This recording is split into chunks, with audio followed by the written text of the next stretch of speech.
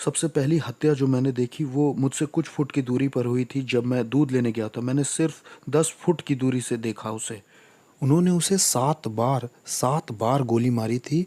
और मैंने एक के बाद एक बहुत सारी मौतें देखी अपनी ज़िंदगी में। साउथ ब्रॉक्स की सड़कों पर आपको एक हत्यारा, एक लूटमार करने वाला और एक बहुत चालाक इंसान बन के जीना होता है। मेरे पिता की तरफ के लोग तांत्रिक और भूत सिद्धि करने वाले थे। हम तंत्र मंत्र और भूत सिद्धि करते थे। हमारा कांटेक्ट खुद शैतान से था। मुझे याद है कि मेरे पिता कमरे में जाया करते थे शैतान की पूजा करने के लिए, और मैं शैतान की उपस्थिति को भी महसूस कर पाता था। और मेरे पिता आराधना करते थे, टंग्स में बोलते थे, शैतान की अन्य भाषाएं बोला करते थे, दुष्ट आत्माओं की। और वहाँ वो फूल चढ़ाते, कैंडल जलाते और पानी डालते थे। शाम को 7 बजे से लेकर सुबह 5 बजे तक मैं एक डिमोनिक चर्च में जाता था, जहाँ तंत्र मंत्र भी सिखाया जाता था। मुझे ट्रेंड किया जा रहा था। मैं ट्रेंड हो रहा था तांत्रिक बनने के लिए। मुझे भूत सिद्धि करने वाली जादूगरनी औरतें जो 30 साल से, 40 साल से, 50 साल से अपने धर्म में लगी हुई थी, ये सिखा रही थी कि कैसे बात करनी है प्रिंसिपैलिटीज से, शैतान से, ज़मीन वाली दुष्ट आत्माओं से। आप शैतान से डायरेक्ट बात नहीं कर सकते, आपको पहले अधिकार कमाना होगा। जो सबसे पहली बार भयानक हत्या हुई थी, जो मैंने बताया, वो यहाँ इस घर में हुई थी। हस्बैंड ने 52 बार पत्नी को चाकू मारा था और उसके सर को काट के अलग कर दिया था।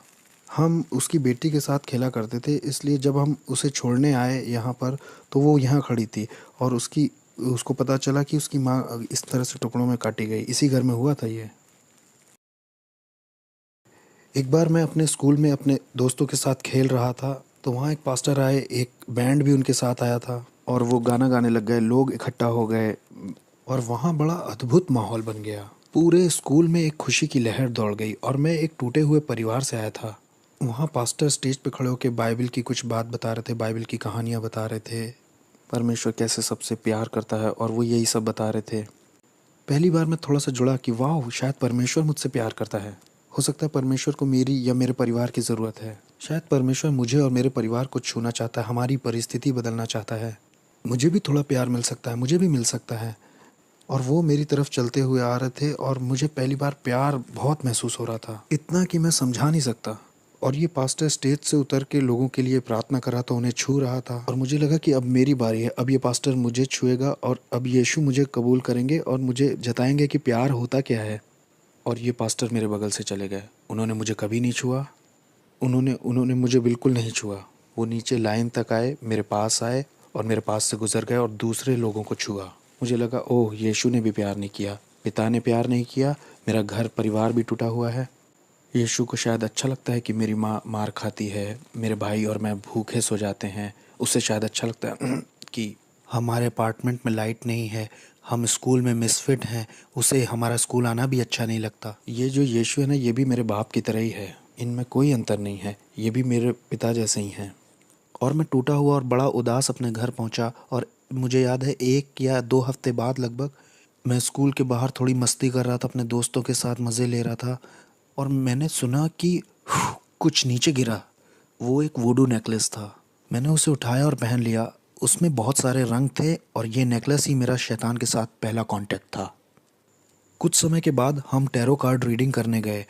वहाँ मैं जब गया तो मैं लगभग 10 साल का था, मैं छोटा ही था। वहाँ पर जो औरत भूत सिद्धि करती थी, टैरो कार्ड रीडिंग करती थी, वो विच लेडी, उसने मुझ में अपनी आंखें बिल्कुल धंसा दी। वो बिल्कुल मुझ पर फिक्स हो गई।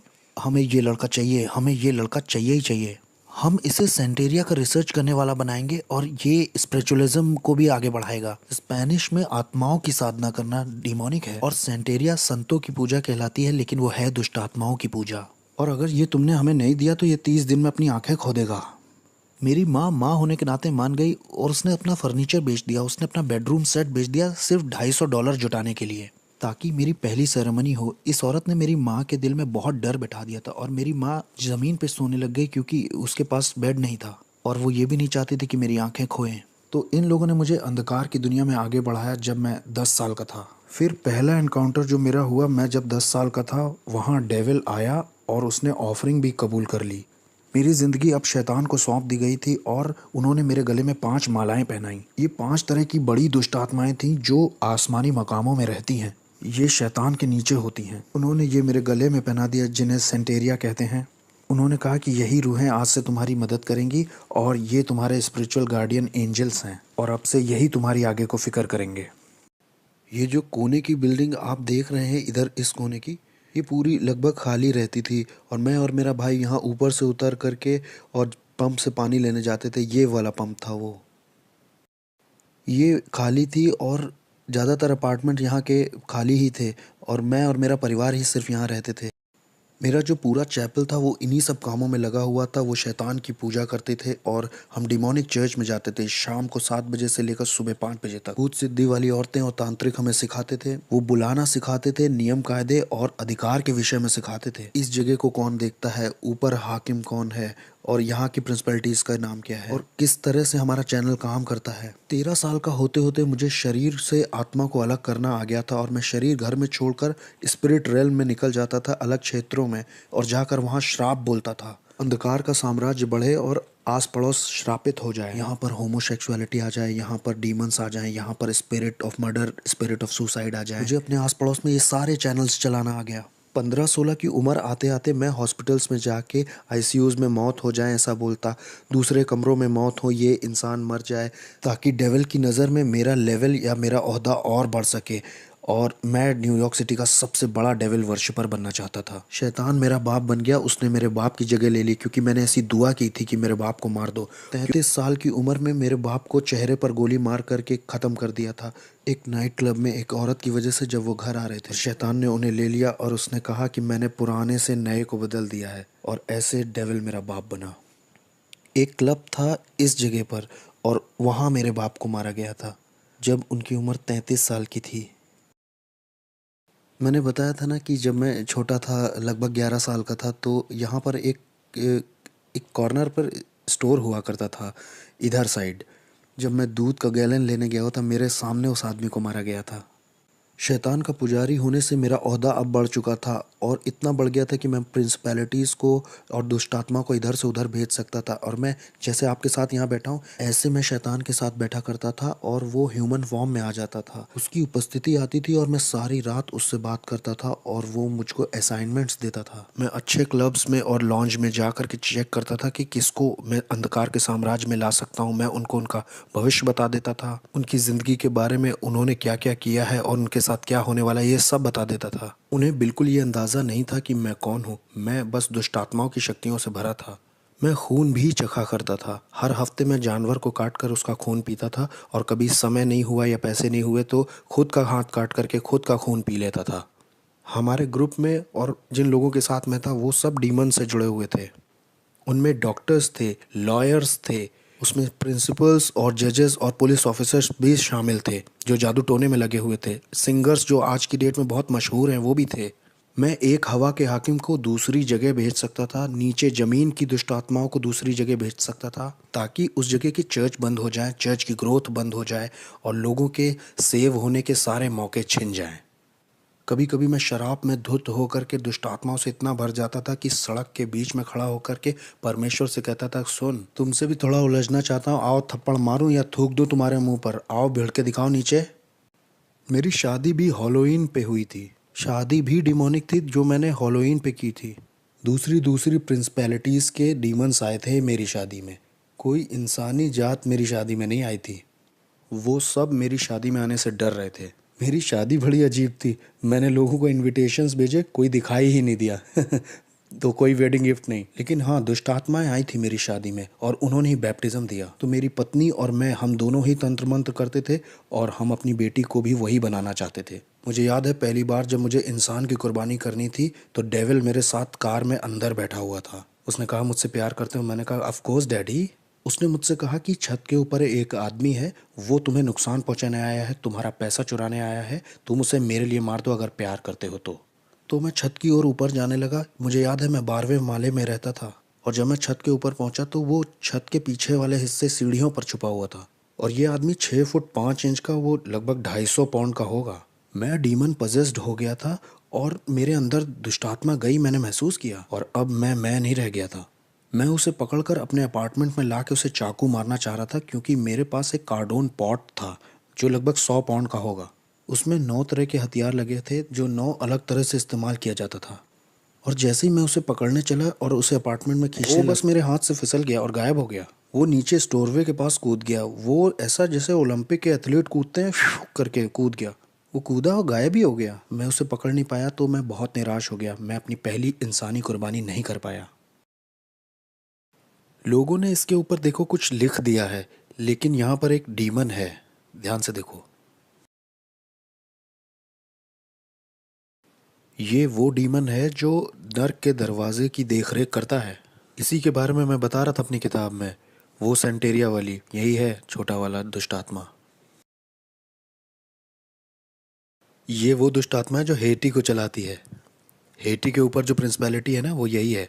और वहाँ पर जो वो वाला है ना, वो इस्लाम के ऊपर हाकिम है। अब यहाँ आ गया और ये देखो, लोगों को फंसाने के लिए द ट्रुथ। क्या हंसी आ रही है? सच, ये तुम्हें आज़ाद करेगा। ये देखो, ये भी ऊपर लगाया है ताकि लोगों को लगे कि ये भी इसी का हिस्सा है, मतलब ये इसका हिस्सा है। ये जगह कौन सी है? इस जगह को बोटानिका कहते हैं। ब्रॉन्क्स में जो लोग रहते हैं वो अगर जादू टोना तंत्र मंत्र करना चाहते हैं तो यहीं से सामान खरीद के ले जाते हैं, दूसरों को परेशान करने के लिए या मारने के लिए। आओ, हम अंदर चल सकते हैं। अगर मैंने कह दिया आप 30 दिन में मरने वाले हो तो 30 दिन में तुम मर जाओगे, तैयारी कर लो। मुझे बिल्कुल परवाह नहीं कि आप कहाँ काम करते हो, आप किसे जानते हो। आई डोंट केयर कि आप अपने आप को क्या बुलाते हो। आप कहो आप कैथलिक हो, आप क्रिश्चियन हो, आप एक बिलीवर हो। मैं आपको मार सकता था जब तक आपका यीशु से जीवित संबंध ना हो। मेरी बिल्डिंग के नीचे एक औरत रहती थी। वो एक दिन ऊपर आके बोली कि मेरा पति मुझसे धोखा कर रहा है। वो जिस औरत के साथ धोखा कर रहा है उसे मार दो तुम जादू टोना करके, मैं कितना पैसा दूँ। मैंने कहा मैं पहले शैतान अपने पिता से पूछूंगा और फिर तुम्हें बताऊंगा, तुम 2 दिन बाद आना। फिर वो औरत आई और शैतान ने मुझे बताया कि एक कॉफिन बॉक्स, 21 ब्लैक कैंडल्स और उस औरत की एक मूर्ति बना करके उस कॉफिन में डाल देना, जादू टोना करने के लिए और उस औरत को मारने के लिए। 21 दिन में उसकी मौत हो जाएगी। 21 दिन में हम उसका फ्यूनरल देखेंगे। तो वो औरत आई, मैंने उससे कहा मैं $10,000 तुमसे लूँगा उस औरत को मारने के लिए। उसने कहा ठीक है। मैंने कहा अरे तुम्हारी मेरी जान पहचान है, मैं तुम्हारे घर भी आता था। तुम एक काम करो, 7,000 देना, 30% ऑफ दे रहा हूँ तुम्हें। मैं मार दूंगा उसे, 30% ऑफ है तुमको, $7,000 दे देना बस। जब वो औरत मेरे घर से जा रही थी तो बुड़ के बोली वैसे वो औरत क्रिश्चियन है। उसने कहा वो मसीही है। मैंने कहा अब मैं उसे फ्री में मारूंगा। मैंने कहा मैं उसको अब फ्री में मारूंगा, मुझे इन क्रिश्चियंस को एक सबक सिखाना है। मैं उसे अब फ्री में ही मारूंगा।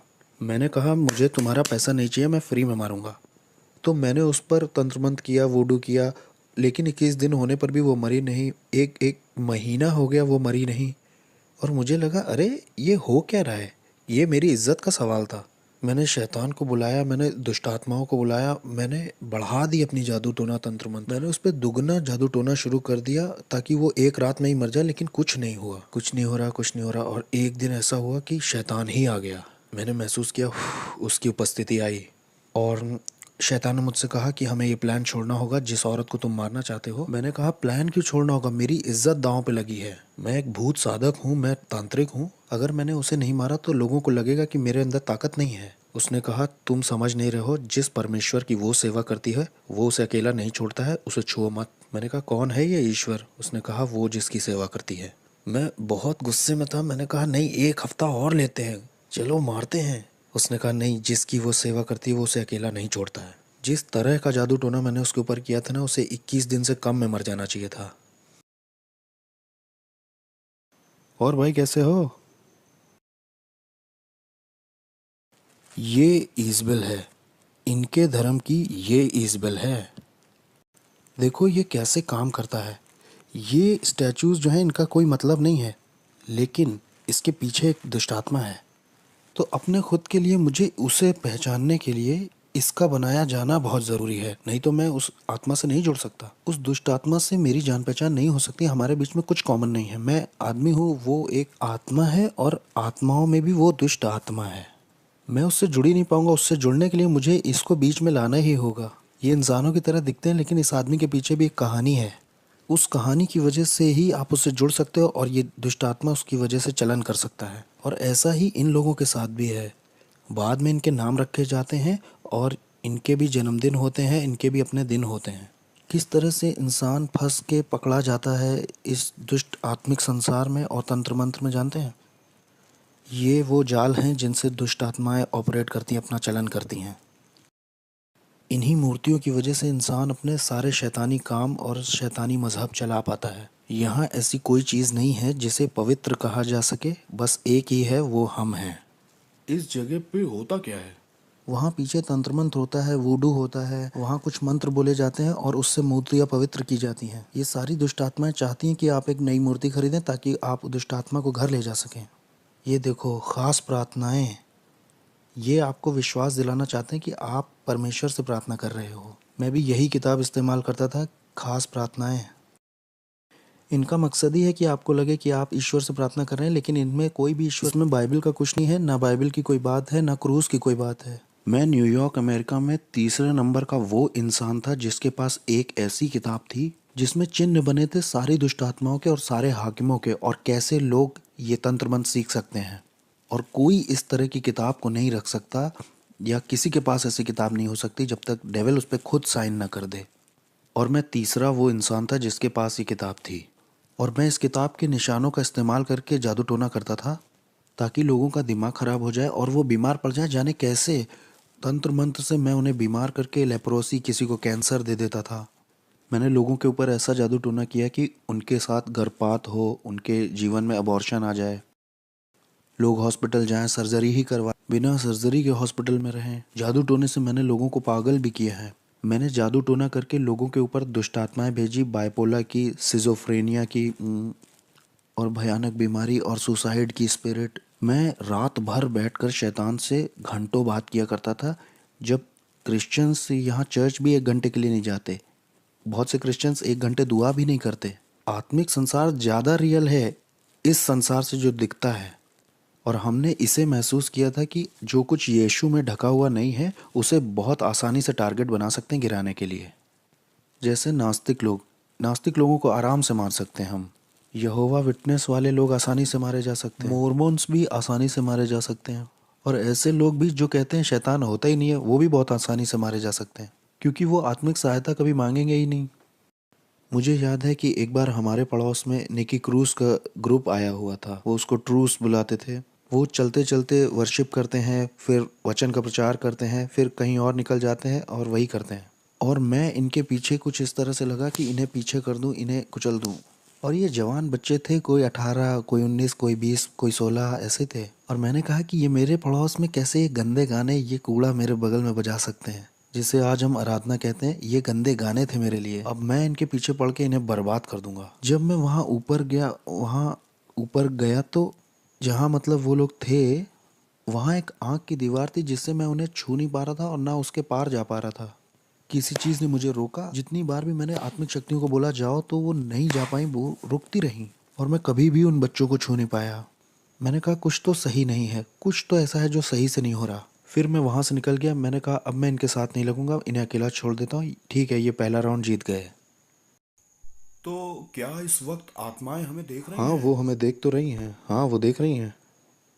तो हम सुरक्षित हैं, हम सुरक्षित हैं हाँ, ना? हम सुरक्षित हैं। हम यीशु के लहू में ढके हुए हैं। यीशु के खून जैसा कुछ भी नहीं है। Okay okay. आमीन। वो हमें छू नहीं सकते। हमारे पास सुरक्षा का बाड़ा है। हमारे चारों ओर सुरक्षा का बाड़ा है भाई। हम यहाँ आ सकते हैं और हम यहाँ की दुष्ट आत्माओं के पीछे भी पड़ सकते हैं, और हम इस जमीन को यीशु के नाम से श्राप भी दे सकते हैं, और शैतान हमारा कुछ कर भी नहीं सकता। मेरे पास बहुत पैसा था, बहुत बढ़िया कारें, बहुत सुंदर लड़कियां थीं। मेरे पास दुनिया का सब कुछ था। मेरे पड़ोसी मुझसे डरे हुए थे, क्योंकि जो मैं था, वो कहते थे तुम इससे उलझोगे तो तुम्हारे घर के लोग मरेंगे, तुम इससे उलझे तो ये बंदूक नहीं चलाएगा, ये सोते में मार देगा सबको। मेरे बाप शैतान ने मुझे बहुत बढ़िया चीज़ें दी थी, ऐसी ताकत दी थी कि लोग मुझसे डरते थे, जैसी मैं सोच भी नहीं सकता। यहाँ तक कि पुलिस भी मुझसे डरती थी, मेरे पड़ोस की सिक्योरिटी भी डरती थी। लोगों को ये मालूम था कि ये शैतान का बच्चा है, ऐसा कहते थे लोग। मैंने कई क्रिश्चियंस को घुटने पिला दिया, दुआ के लिए नहीं, क्योंकि उनमें ताकत ही नहीं थी। इसलिए नहीं कि आपका परमेश्वर ताकतवर नहीं था, मुझे गलत मत समझिए। परमेश्वर तो ताकतवर था, लेकिन बर्तन कमज़ोर था। बर्तन का कोई प्रार्थना का जीवन नहीं, ना कोई उपवास का जीवन, और ना परमेश्वर से इसका संबंध सही है। ये व्यक्ति भक्त जैसा बस बाहर से दिख रहा है, लेकिन कोई शक्ति नहीं है। ये व्यक्ति कमज़ोर है और इसके जीवन में कुछ हो भी नहीं रहा है। इसके पास बाइबल भी है, इसके पास कपड़े भी सही हैं, इसके वस्त्र सही हैं, लेकिन इसका कोई जुड़ाव नहीं है यीशु के साथ, क्योंकि ये उसकी इच्छा से बाहर है, उसकी प्रतिज्ञाओं से बाहर है और इसके डिवाइन पर्पस से भी बाहर है। इसलिए मेरा उस पर अधिकार है, मैं उसको गुलाम की तरह बना लूँगा, मैं उसे तोड़ दूंगा, उसके साथ तंत्र मंत्र करूँगा, मैं करता जाऊँगा एक मसीही से दूसरे मसीह, एक चर्च दूसरा चर्च, कई सारे। मैं हर वो चीज़ गिराता जाता जो यीशु के क्रूस को दिखाती थी।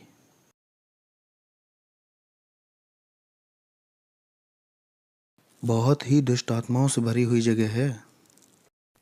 तो इस जगह का बहुत असर होगा ना आस पड़ोस पर। हाँ, और क्या। ये जो पूरा एरिया है ना, ये इसी की वजह से लॉक्ड है। ये शैतान का गढ़ है, हम शैतान के गढ़ में गए थे। इस गढ़ का पूरा बाजार नरक से था। सोचिए, ये जाते हैं $100-200 लेकर के ये सब खरीदने के लिए, और इससे उन्हीं का नुकसान होता है, इससे दूसरों का, गरीबों का भला हो सकता है। इससे उन्हें लगता है कि उनकी ज़िंदगी और अच्छी हो जाएगी, उनकी ज़िंदगी और बेहतर बन सकती है। इससे वो सोचते हैं कि उनकी उन्नति होगी, उनके शाप, उनकी पीढ़ियों के शाप टूटेंगे। ये मोमबत्तियाँ, ये वुडू खरीदने से इन्हें लगता होगा, लेकिन परमेश्वर कहता है कि ये तुम्हें फ्री में दे रहा हूँ मैं, बस अपनी ज़िंदगी मुझे दे दो और मैं तुम्हें आज़ाद करूँगा। लेकिन ये इन्हें नहीं चाहिए, ये उनके लिए बहुत मुश्किल है, ये तो इनके लिए बहुत कॉम्प्लिकेटेड है। लोग इस तरह की जगह में आते हैं, $200 भी खराब करते हैं और ज़िंदगी सोचते हैं अच्छी हो जाएगी और बहुतायत से भर जाएगी। हेटी के ऊपर जो दुष्ट आत्मा है, उससे मेरा कांटेक्ट था, उसका नाम है कैंडेलो, उससे मेरा संपर्क था। और मायामी के दुष्ट आत्माओं से भी संपर्क था, अफ्रीका की दुष्ट आत्माओं से भी था, न्यूयॉर्क के ऊपर जो हवा के हाकिम हैं उनसे भी था, कुछ और भी थी जो दुनिया भर में जाना चाहती हैं। यहाँ पे एक सड़क है, वहाँ दूसरी दुष्ट आत्माएं हैं, हाकिम हैं। 42 नंबर की सड़क पर जो दुष्ट आत्मा है वो यहाँ आना चाहती थी। मैं ये कहूँगा कि मुझ में विवेक नहीं था। मैंने अपने भाई के ऊपर, सगे भाई के ऊपर जादू टोना तंत्र मंत्र करके उसे 5 साल की जेल करा दी। अपना खुद फ्लैश एंड ब्लड था, मेरा खुद का भाई, तंत्र मंत्र से 5 साल के लिए अंदर हो गया वो। मेरा एक और भाई था, एक बार वो मेरे घर आया था बड़े एटीट्यूड में, तो डीमन उसके ऊपर कूद गया है। वो मेरे घर से ऐसे भागा, उसका पेट दर्द बहुत बढ़ गया था। मेरी माँ भी इस बात की गवाही दे सकती है। मैंने अपने शरीर के साथ बहुत सारे रीति रिवाज किए थे, इतने सारे संस्कारों से गुजरा था मैं। लास्ट वाले में मैंने अपनी आत्मा शैतान को सौंप दी थी। एक सेरेमनी में मैंने गन पाउडर और जानवर का खून पिया था, जिसे सैंसी कहते हैं। सैंसी हेशे और फ्रेंच की सेरेमनी है। ये एक दुष्ट आत्मा के साथ का संस्कार है, जिससे मैं किसी के घर जाके कुछ खाता हूँ तो वो उसमें जादू टोना नहीं कर पाएंगे, कुछ इस तरह की। और जो आप जानते हैं वो सब मैंने किया था। मैं जिस दुष्ट आत्मा वाले चर्च में जाता था, वहाँ एक सीक्रेट मीटिंग होती थी हर साल। हर एक बड़ा जादू टोना, तंत्र मंत्र, वॉलॉक, विचेस उसमें आते थे। वहाँ ये फैसला लिया जाता था कौन सा हाकिम किस जगह के क्षेत्र पर राज्य करेगा।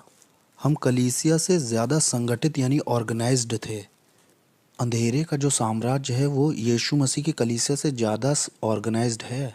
हमें पता था सेरेमनीज कैसे करनी है। अगले साल की तैयारी इस साल के ख़त्म होने से पहले ही हो जाती थी। यहाँ क्रिश्चियंस 1 घंटे के लिए प्रार्थना नहीं करना चाहते हैं। यहाँ क्रिश्चियंस का लगातार वाला रिश्ता नहीं है चर्च में परमेश्वर के साथ। मैंने 1 साल का रेस्ट भी लेना चाहा जा, और शैतान ने 1 साल के लिए मेरी आंखों की रोशनी ले ली। मैं 1 साल तक पूरी तरह से अंधा था, इसका सर्टिफिकेट भी है मेरे पास। मैं पूरी तरह से अंधा था। वो लोग मेरी यहाँ तक तैयारी करा रहे थे कि एक देखने वाला कुत्ता ले लो, और वो जो स्टिक लेके चलते हैं ना, आपने देखा होगा वो। मेरी माँ ने 1 साल मेरा ध्यान रखा। मेरी आंखें पूरी तरह से अंधेरी हो गई थी। एक बादल जैसा धुआं मेरी आंखों के ऊपर आ गया था। मैं पूरी तरह से अंधा था। और जब मैंने शैतान को अपनी ज़िंदगी वापस दे दी तो 7 सर्जरीज के बाद मेरी शैतान ने आंखें लौटा दी, और फिर मैं दोबारा देख पाया। और ये मेरी सज़ा थी जो शैतान ने दी, कि 1 साल की छुट्टी मुझे चाहिए थी। मैं 1 साल की छुट्टी लेना चाहता था। शैतान ने कहा अच्छा छुट्टी चाहिए, ये लो, और उसने मेरी आंखें ले ली। और इस तरह की दुनिया का था मैं, कि आप शैतान से पंगा लोगे तो शैतान आपको या आपके परिवार के लोगों को मारेगा। एक तरह का डर आपको हमेशा रहेगा कि आप ये धर्म छोड़ नहीं सकते। सेंटेरिया, पोलोनियम्बे, स्पिरिचुअलिज्म, ये धर्म छूटेगा नहीं। डॉक्टरों के पास कोई एक्सप्लेनेशन नहीं था कि मेरी आंखें कैसे गईं। जबकि मैं कहूँ, क्रिश्चियंस, मसीही जब गलत करते हैं या उनसे बुरा हो जाता है तो उनके घर में जो कुछ दिखाई देता है वो है दया और अनुग्रह। लेकिन अगर आप शैतान को कुछ ऐसा दिखाते हो तो शैतान को पसंद नहीं आया तो आपको या आपके परिवार को मारता है। मुझे याद है एक बार एक औरत को शैतान ने कहा इस आदमी से मत मिलना। उसने परवाह नहीं की क्योंकि वो उससे प्यार करती थी। इसलिए शैतान ने एक दुष्ट आत्मा एक ऐसे इंसान के अंदर भेजी जो सड़क पर रहता था। उसने हथौड़े से उस औरत के सिर पर 17 बार वार करके मार दिया। एक बार मैं अपने घर में बैठा हुआ था, बहुत अमेजिंग था। मैं नाइट क्लब से लौट के आया था। मैं टीवी पर जेरी स्प्रिंगर नाम का एक शो देख रहा था। वो बड़ा अजीब सा शो है। लोग उसमें एक दूसरे को मारते हैं और मुझे उसमें बड़ा मज़ा आता था। मज़े लेके मैं उसे देख रहा था, हंस रहा था और मैंने एक आवाज़ सुनी, बेटे मैं जल्दी आ रहा हूँ, तुम अपनी ज़िंदगी से क्या करोगे। एक सुनने वाली आवाज़, बहुत शार्प, उस कमरे से आई थी। मैंने सोचा कि शायद टीवी से आई है। मैंने कहा ये टीवी से नहीं आई है क्योंकि यहाँ तो लोग लड़ रहे हैं, एक दूसरे को मार रहे हैं। मैं शैतान की भी आवाज़ पहचानता था। शैतान के साथ तो मैं ऐसे बैठता था जैसे आपके साथ बैठा हूँ। कभी वो इंसान के रूप में भी आता था, कभी वो कमरे में उसकी उपस्थिति आती थी। उसकी उपस्थिति आते ही कमरे का माहौल बदल जाता था। वो मेरे सामने बैठा करता था और मेरे कॉन्शियस से बात करता था। हम रात भर ऐसे बात किया करते थे। मुझे उसकी आवाज़ पता थी। ये मुझे ऐसे पता था जैसे आपको अपने हाथ पैर पता है। मुझे हर एक हाकिम के बारे में जो कनाडा पे या अमेरिका पे या कहीं का भी हाकिम हो पता था उसके बारे में। हर प्रिंसिपलिटी जो किसी मज़हब की थी वो भी मुझे पता थी। चाहे वो कोई ऑकल्ट हो, न्यू एज हो, बुद्धिज़्म हो, इस्लाम हो, सेंटेरिया हो या स्पिरिचुअलिज्म हो, मुझे हर एक दुष्टात्मा का पता था। हर एक हाकिम के प्रिंसिपलिटीज़ का मार्क मेरे पास था। ज़मीन की दुष्ट आत्माओं का भी और शैतान का, इज़बेल का। मैं हर एक के नाम बता सकता हूँ जिनके नाम आप भी नहीं जानते होंगे। मैं उनको नाम से जानता था। लेकिन ये आवाज़ उन सब आवाज़ों से बहुत अलग थी। वो आवाज़ जाने कहाँ से आई थी। वो हवा से आई थी वो आवाज़। मैं एक तरह के सदमे में आ गया और फिर मैंने एक तरह का दर्शन पाया अपने अपार्टमेंट के दूसरी तरफ। मैंने देखा कि पूरे आसमान में आग है और नीचे के जो लोग हैं वो उससे बचने के लिए इधर उधर दौड़ रहे हैं कि कोई जगह मिल जाए शायद। मैंने कहा ये कैसा दर्शन, मैंने उसे छोड़ दिया। और फिर मुझे याद है जब मैं सोने गया, बहुत गहरी नींद थी और मैंने एक टी शर्ट मुंह पे डाली, मैं सो गया और मैंने देखा कि मैं एक ट्रेन में हूँ। उसमें बहुत सारे लोग हैं। मैं कुछ समझ ही नहीं पा रहा था मैं ट्रेन में क्या कर रहा हूँ। ये ट्रेन इतनी तेज़ चल रही थी कि आप समझ नहीं सकते। मैं पृथ्वी पर इतनी तेज़ किसी चीज़ में नहीं चढ़ा। और ये ट्रेन नर्क में आ गई। यीशु मसीह मुझे नर्क ले आए। और जब मैं नर्क में पहुंचा तो वो ट्रेन दरवाजे से बहुत कस के लड़ गई। एक इतनी तेज़ आवाज़ हुई कि सब खुल गया और बहुत गर्मी बाहर आ रही थी, न जाने कहाँ से। वहाँ सांस लेने में भी बहुत दिक्कत हो रही थी। मैं ट्रेन से जैसे बाहर आया तो उसमें जो लोग थे उनके चेहरे नहीं दिख रहे थे, लेकिन उनके चेहरे पर डर दिखाई दे रहा था। वो डर आप महसूस कर सकते थे। ये डर इस बात का था कि आप वहाँ से कभी बाहर नहीं निकलेंगे। और ये जगह पूरी भरी हुई थी। और मैंने कहा मैं यहाँ के लिए नहीं बना हूँ, मैं यहाँ नहीं मर सकता ना, मुझे यहाँ नहीं मरना, ये मेरे लिए नहीं है। मैं यहाँ के लिए पैदा नहीं हुआ हूँ। मैं अपने आप से ही बातें कर रहा था। मैं यहाँ नहीं रहने वाला। इसलिए मैं एक कोई सुरंग ढूंढने लगा जहाँ से मैं निकल सकूँ। तो मैं सुरंग ढूंढने के लिए आगे गया, या कोई खिड़की ढूंढने, या कोई, हो सकता है वहाँ कोई जगह दिख जाए जहाँ से मैं बाहर आ सकूँ और मैं अपनी रियलिटी में लौट सकूँ। लेकिन वहाँ कोई गैप नहीं था। मुझे याद है वहाँ जितना मैं आगे उस सुरंग में जा रहा था उतना ज़्यादा मुझे डर घेर रहा था और मुझे लोगों की तकलीफ़ें सुनाई दे रही थी, आवाज़ें। वहाँ अंधेरा और डर ओढ़ लेता है जैसे कोई कपड़ा पहन लिया हो। वो आपको लपेट जैसा लेता है। वहाँ आपका कोई बस नहीं चलता है। कुछ जकड़ जैसा लेता है, वो आपको जाने नहीं देता। यहाँ तक कि मैं अपना हाथ भी नहीं देख पा रहा था। वो एक पर्दे की तरह था, जैसे आप किसी बच्चे के कुएं या जानवर के कुएं में गए हैं। ये कुएं जैसा नहीं था, मैं समझा नहीं पाऊंगा इसे। और और इसमें से बहुत गर्मी और बदबू बाहर आई थी, ऐसा जैसे न्यूयॉर्क सिटी के गटर खुल गए हों। वहाँ वो बहुत अजीब सा, बहुत अजीब। और जब मैं आगे गया तो वहाँ मुझे याद है आगे शैतान मिला। उसने कहा मैं तुम्हारा बाप था। वो डिमोनिक टंग्स में बोल रहा था कि मैं तुम्हारा बाप था, मैंने तुम्हें सब कुछ दिया जो चाहिए था, मैंने तुम्हारी केयर की, मैंने तुम्हें आशीष दी, मैंने तुम्हें प्रोटेक्शन दी, मैंने तुम्हारे लिए लोगों को मारा है, तुम्हारे लिए सब कुछ किया, तुम्हें पावर दी, तुम्हें तुम्हारा नाम बनाया इस साम्राज्य में। जो तुम्हारे विरोध में उठे उन्हें मार दिया, क्योंकि मैं तुम्हारा इस्तेमाल करने वाला था अपने राज्य को लाने के लिए पृथ्वी पर। और तुम मुझे छोड़ना चाहते हो, मुझसे धोखा करना चाहते हो। और ये सब डिमोनिक टंग्स में हो रही थी और मैं भी उससे दुष्टात्माओं की अन्य भाषा में बराबर बोल रहा था। मैंने कहा नहीं, मैं छोड़ूंगा नहीं, मैं बस कंफ्यूज हूँ, मुझे समझ नहीं आ रहा हो क्या रहा है। उसने कहा नहीं, मुझे मालूम है तुम क्या करोगे, तुम मेरे धर्म को एक्सपोज करोगे कि मैं कौन हूँ और मेरे आत्मिक संसार में कैसे काम करता हूँ। मैंने तुम्हें वो चीज़ें बताई हैं जो किसी को नहीं बताई। क्योंकि मैं तुम पे भरोसा करता था कि तुम मेरे राज्य को आगे बढ़ाओगे, क्योंकि मैं और तुम्हारा इस्तेमाल करना चाहता था बड़े पैमाने पर।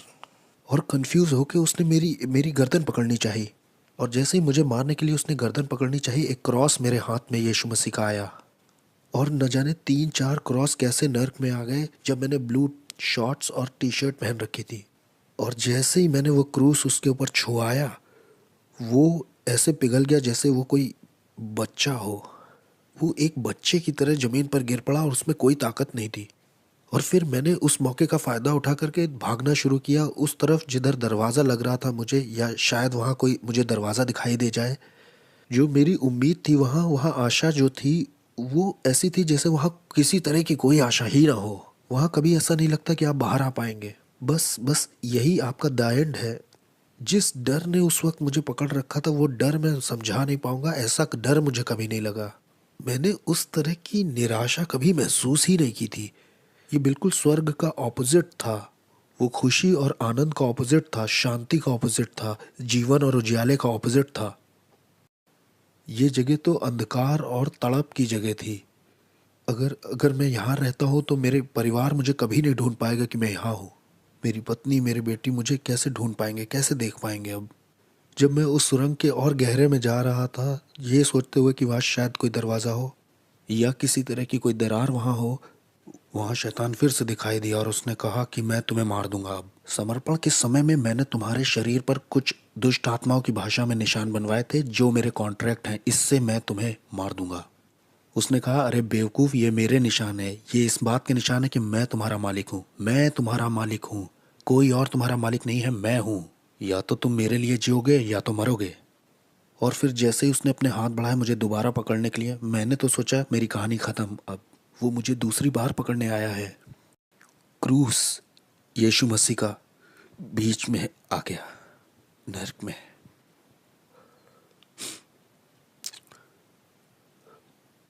कोई प्यार नहीं है क्रूस से बढ़ के जो मेरे जैसे पापी के लिए आए नर्क में। दाऊद कहता है कि अगर मैं अपना बिछौना अधोलोक में भी बिछाऊं तो उसे पता है। अनुग्रह और सच्चाई नर्क में दिखाई दी। अनुग्रह और सच्चाई को मेरे बारे में पता था। अनुग्रह और सच्चाई की मेरी जिंदगी में एक योजना थी।